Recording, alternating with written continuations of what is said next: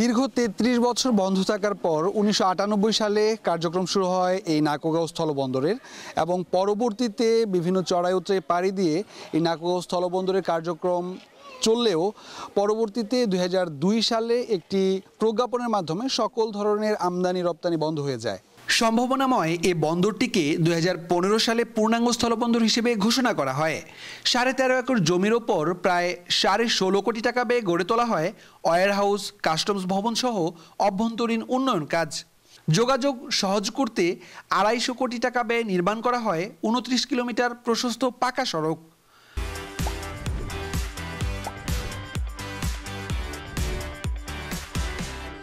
আমদানির অনুমতি দেওয়া হয় পাথর ও কয়লা সহ প্রচলিত এবং অপ্রচলিত ২১টি পণ্যের। তবে দীর্ঘ ১০ বছরে বন্দরে অবকাঠামোগত উন্নয়ন হলেও পূর্ণাঙ্গ স্থলবন্দরের সুবিধা পাচ্ছেন না এখানকার আমদানিকারকরা।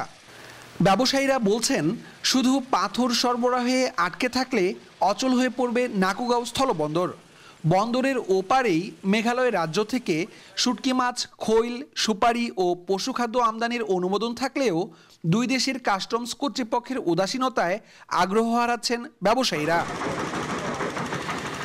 ব্যবসায়ীদের এসব অভিযোগের কারণ জানার চেষ্টা করেছি আমরা।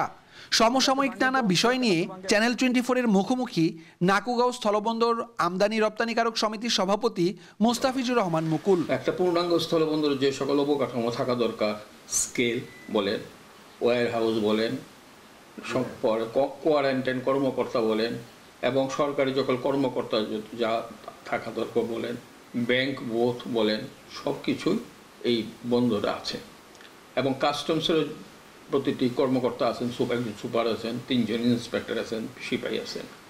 আমাদের এখানে অনেক কিছুই আমদানি করার সুযোগ আছে, কিন্তু আমরা সেই সুযোগগুলো গ্রহণ করতে পারতেছি না বিভিন্ন কারণে, এবং অনেকগুলো এখানে আনার সুযোগ নাই। যেমন এখান থেকে যদি আমরা ভুট্টা আনতে পারি, আমাদের ভুট্টার এখানে বাজার আছে ভালো। এখানে আমরা যেটা খোল, যেটা গোখাদ্য, যেটা খোল বলি, সেটা এখানে ভালো বাজার আছে। এখানে যেমন আপনারা জানেন, এখানে ভালুকা, ত্রিশাল, এটা মাছের জন্য অত্যন্ত সারা দেশের মধ্যেই একটা বিখ্যাত এরিয়া হচ্ছে মাছের এরিয়া, এবং মাছের প্রচুর খাদ্য আসে। যে খাদ্যগুলো আসে সেই হিলি দিয়ে, যেটা এখান থেকে ৪০০ থেকে ৫০০ কিলোমিটার দূরে, সেই মাছের খাদ্যগুলো যদি আমরা এদিক দিয়ে নিয়ে আসতে পারতাম তাহলে খরচটা তুলনামূলকভাবে কম হতো। তার তুলনামূলক কম হলেই বাজার মূল্য তো আস্তে আস্তে কমে যেত।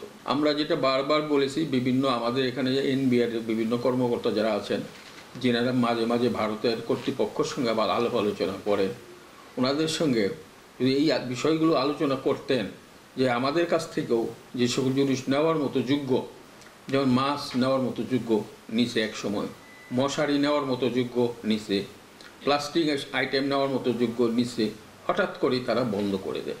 আমাদের হায়ার অথরিটিরা যখন ভারতের সঙ্গে আলোচনা করেন, তখন সেই আলোচনায় যদি এই কথাগুলো উঠে আসে যে শুধু আপনারা যা দিচ্ছেন আমরা শুধু নিচ্ছি, কিন্তু আমরা যা দিতে চাই আপনারা নেবেন না কেন, অন্য বর্ডার দিয়ে তো যাচ্ছে, আমার বর্ডার দিয়ে যাবে না কেন?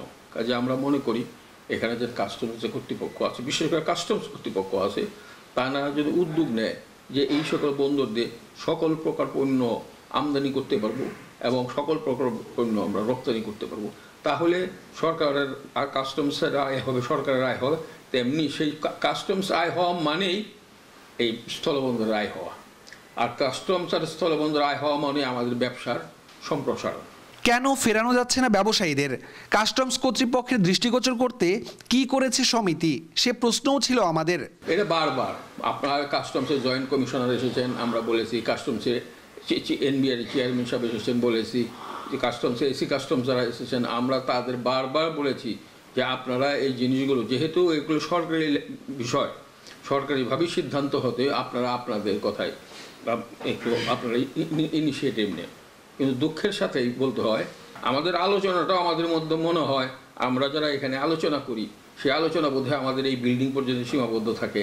এটা হায়ার অথরিটিরা বোধ হয় হায়ার অথরিটির কাছে এটা স্থাপন করে না। যে উপস্থান করতেও আমি বিশ্বাস করি নাকুগাঁও স্থলবন্দর যে সুন্দর জায়গা, এখানে একটা নদীপথ আছে, এখান থেকে যোগাযোগ ব্যবস্থা ভালো, এখানে যোগাযোগ যেদিকেই যান না কেন আপনি লক্ষ্য করে দেখবেন, যেদিকেই যাবেন যোগাযোগ ব্যবস্থা ভালো। হালুয়াঘাট থেকে যোগাযোগ ব্যবস্থা, ঝিনাইগাতির দিকে যাবেন যোগাযোগ ব্যবস্থা ভালো, নকলা দিয়ে ময়মনসিংহ চলে যান যোগাযোগ ব্যবস্থা ভালো। এবং শুধু যোগাযোগ ব্যবস্থা ভালো না, আমি মনে করি আশেপাশে যতগুলো থানা আছে আইন শৃঙ্খলা পরিস্থিতিও আমাদের একেবারে ভালো। কাজে সকল কিছু বিবেচনা করেই একক স্থলবন্দরটাকে যদি বেগবান করা যায় তাহলে আমরা সবই লাভবান হব। আমদানি রপ্তানিকারক সমিতির হিসেব অনুযায়ী বন্দরে একসময় প্রায় 3 শতাধিক ব্যবসায়ী নিয়মিত ব্যবসা করলেও বর্তমানে এর সংখ্যা দাঁড়িয়েছে 60 থেকে 70-এ। 21টি পণ্যের আমদানির অনুমোদন থাকলেও মাত্র পাথর আমদানিতে আটকে আছে নাকুগাঁও স্থলবন্দরের কার্যক্রম। স্থানীয় ব্যবসায়ীরা বলছেন, দুই দেশের কাস্টমস কর্তৃপক্ষের উদাসীনতার কারণেই জৌলুস হারাচ্ছে নাকুগাঁও স্থলবন্দর। অনুমোদিত সকল বৈধ পণ্য আমদানি এবং রপ্তানি কার্যক্রম সহ ঘুরে দাঁড়াবে নাকুগাঁও স্থলবন্দর, এমনটাই প্রত্যাশা স্থানীয়দের। ইমরান হাসান রাব্বি, চ্যানেল 24, শেরপুর।